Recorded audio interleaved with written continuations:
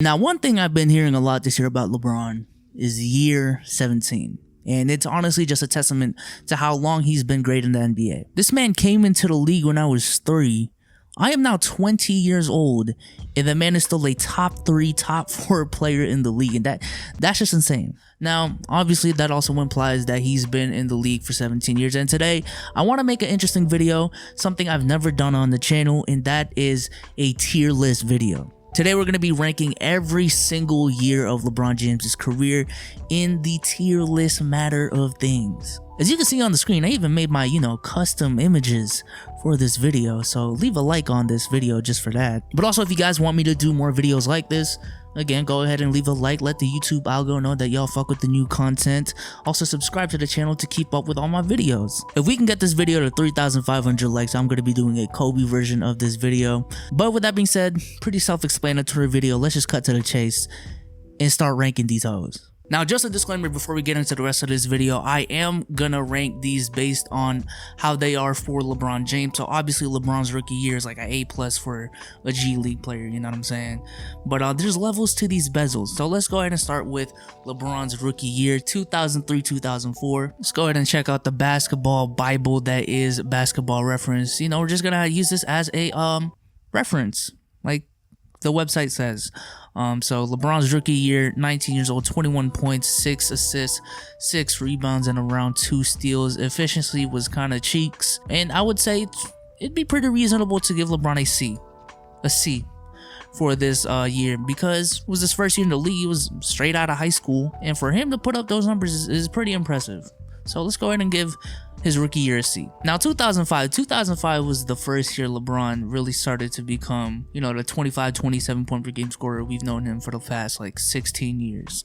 So looking at his numbers, 27 points, 7 assists, 7 rebounds, man led the league in minutes. Sheesh. Efficiency up all across the board. Shouts to LeBron that year. And also a disclaimer, this is not just going to be based on the regular season. I will be counting the playoffs as well. And looking at it, in 2005, his second year in the league, LeBron did not make the playoffs.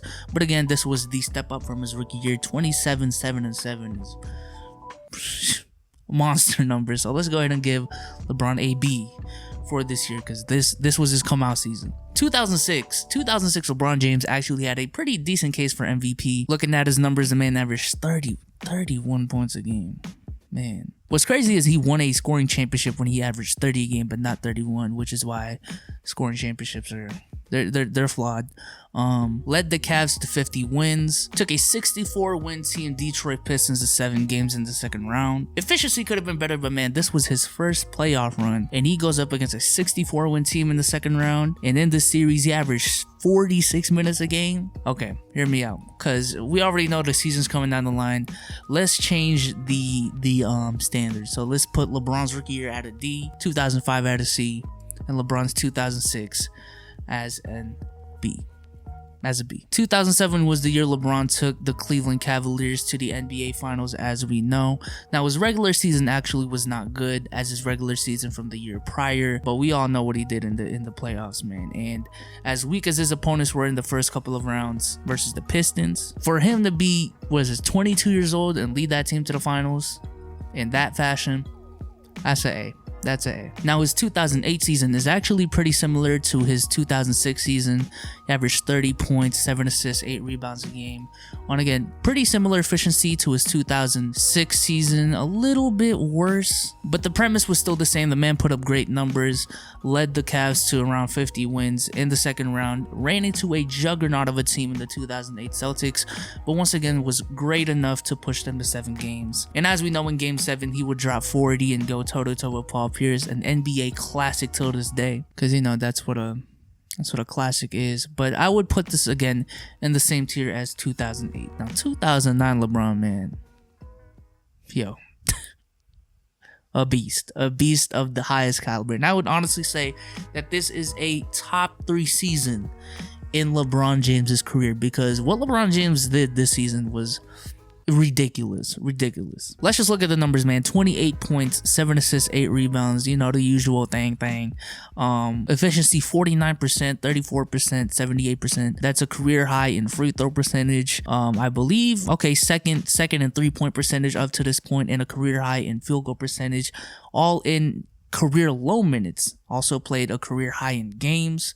Man was only 24 years old, was playing all defensive caliber defense. As a matter of fact, yeah, all defensive first team in this year. And more importantly, led the Cavs to 66 wins. 66 wins, dog. Like, come on, man. Come on. 66? With Mo Williams, Delonte West, and Anderson Varejao? Come on, dog.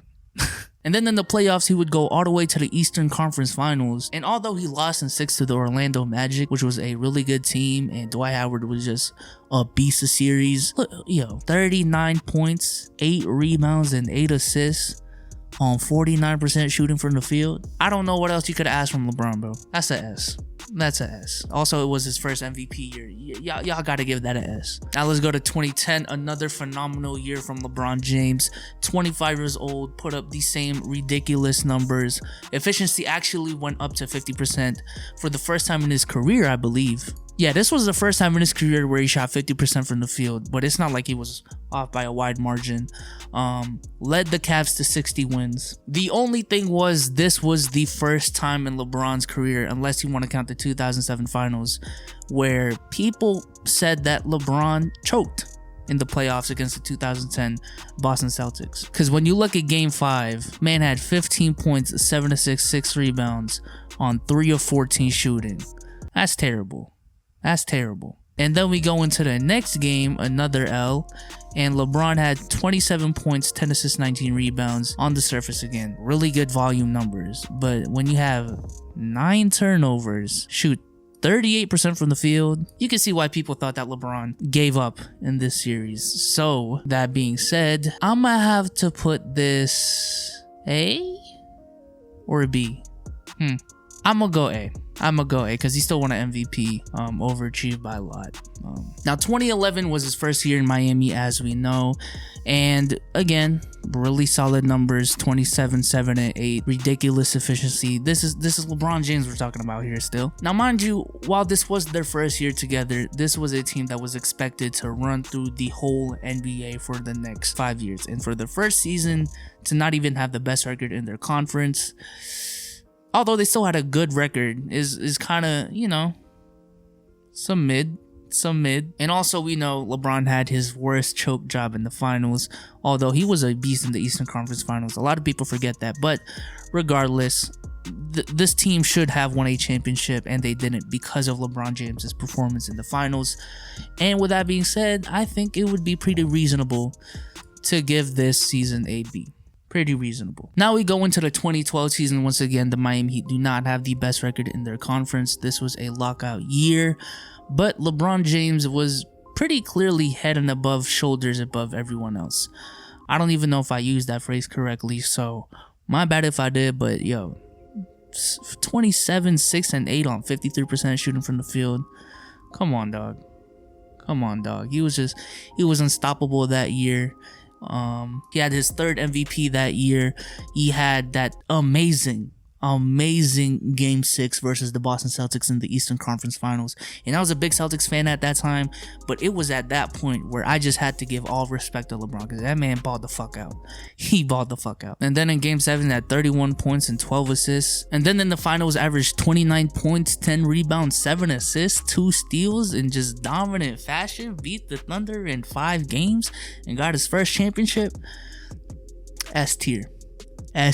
Now, 2013, pretty self-explanatory. One of the greatest seasons of all time, period. 27.7 assists, 8 rebounds, a career high 57% from the field, shot 41% from 3, 75% from the line. I don't know why I almost stuttered there, but he was in conversations for Defensive Player of the Year. He was definitely an all defensive first team member. Before I look stupid, let me go ahead and check that. Yep, all defensive first team. Led the Miami Heat to 66 wins, went all the way to the NBA Finals, averaged 25 points, 11 rebounds, 7 assists, and 2 steals in the finals. And I honestly don't give a damn what y'all think about that Ray Allen shot. If you guys watched that game, y'all know for a fact that LeBron James brought that team back in the fourth quarter and put Ray Allen in a position to even tie the game for the last shot. And to me, one of the most underrated performances in NBA history was his game 7, where he had 37 points, 12 rebounds, and 4 assists on 50-50-100 splits, and had a really clutch shot at the end of the game that, again, a lot of people overlook. So this is hands down easy S tier for LeBron. So let's go ahead, let's go ahead and do that. 2014, actually, correction, he did not have a career high field goal percentage in 2013 because he would one up it in 2014, which is great. Efficiency and dominance in the regular season was still there, not as much as 2013. And in 2014, the Miami Heat did make it to the NBA Finals and got beat in record fashion by the San Antonio Spurs. So with that being said, it was still a great season, went to the finals, put up dominant numbers. But it'd be cool if they at least lost to the Spurs in like 6 or something. But the fact that they got blown out in 5 games is, I can't put that S tier. So let's go ahead and give it an A. Let's give it an A. Now, 2015 actually started off pretty rough. For LeBron to go from shooting 57% from the field to 49% is a pretty big dip. This was also LeBron's least healthiest year leading up to this point.